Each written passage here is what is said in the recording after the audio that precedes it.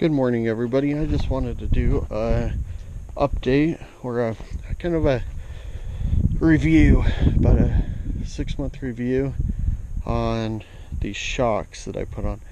As many of you know, on Escalades, on the LTZ Suburbans, on the GMC Yukons, especially the Denali version, they have an air ride suspension.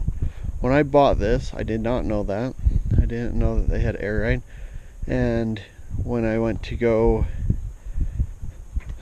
look at the shocks, both bags were blown. And this thing's filthy. Both of the shocks were blown. They had holes in them. I went to go price them at the local parts store. They were $400 a shock. So to replace all four of them were $1,600, and I about cried and thought, what did I get myself into?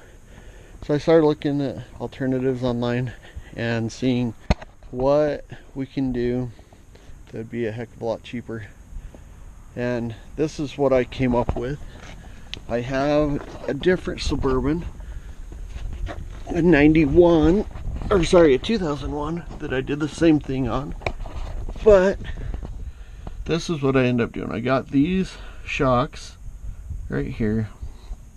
Hopefully you can see that okay. So this is where your compressor sits, right there. This compressor is bad. It was also like another $400. I don't want to do that, especially on the deal that I got this Suburban on. I did not want to spend, $1,500 or so on, or $2,000 on replacing the shocks and air ride. So I bought these shocks and decided that we will do a review, or we will try them out. And I paid, I'll find the exact price, but it was close to $100 for both shocks, $150 somewhere in there. Okay, with both shocks that I could hook up, and they were on Amazon, and they had good reviews, so I thought, what the heck, I'll try it. And then I went to O'Reilly's Auto Parts and bought, because this compressor was bad temporarily. I'll probably end up fixing the compressor or getting a new one, but right now I decided to run this kit here. I need to zip tie that up better, but it goes to an air chuck. I don't know if you can see. I'll pull this out right here. I had this zip tied up, and then we took it down for a minute when I got my bumper replaced. Now I just need to put it back. But so I can pump these shocks up when I get a heavier load or a lighter load on them. If I pull a trailer, I'll pull anything super heavy, and I know these aren't helper, big shocks or big springs, but I put those on and just route it. It's fairly easy. It comes with all the connectors there for those, and you can just put as much air or as little air as you want. Yeah, so they were pretty easy. Top, bottom bolts, pull them out, put the new ones in, just like any other shock. I've enjoyed them really well. They has an awesome ride. They were very inexpensive with the hose kit, everything.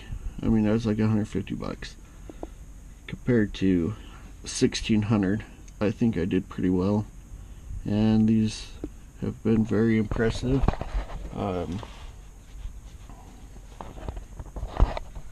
I need to find out exactly how much air I can put in them. Usually I just kind of watch the bags when I put an air in, make sure I'm not putting too much in. The only downside that I see so far is only not having the compressor hooked up. It's not letting the vehicle go up and down every time you park it and start it, and if you put more weight in it. So I'm sure it's going to wear out faster right here.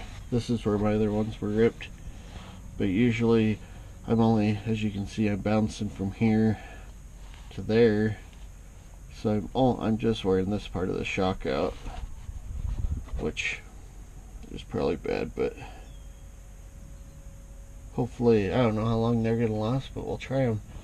But that's my review. I've really enjoyed them. I'll put the links down in the description, so if you guys do want to purchase them or do it, it's a lot cheaper and easier way than spending $1,600 or even $1,000 if you get some discount ones from what the factory wants.